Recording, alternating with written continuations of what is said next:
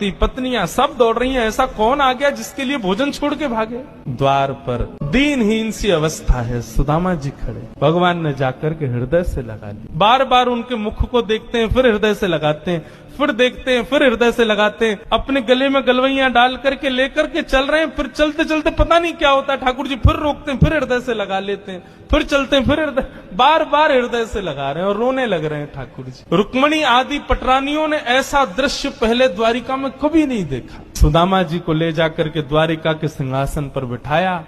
भगवान ने अपने नेत्र के अश्रुओं से सुदामा जी के चरणों को धोया और संपूर्ण जल द्वारिका के चारों दिशाओं में छिड़क दिया। बोले हमारी द्वारिका पवित्र हो जाएगी सुदामा जी के चरणों का चरणामृत। सुदामा जी कह रहे हैं लाला मैं इन सबके योग्य ना हूं, ये सब कहा कर रहा हो भैया।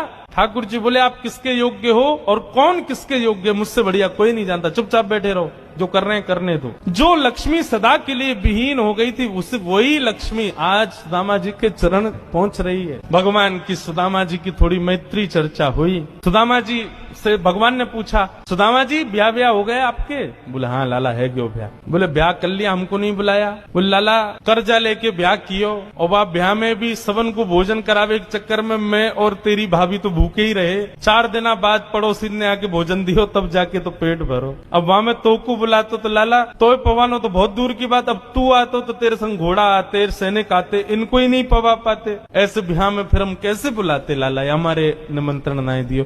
मेरी छोड़ लाला, तू बता तेने ब्याह कर लियो?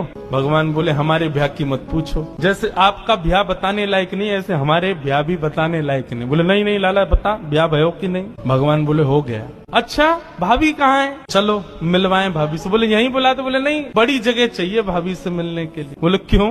बोले अब चलो पता चल जाएगी।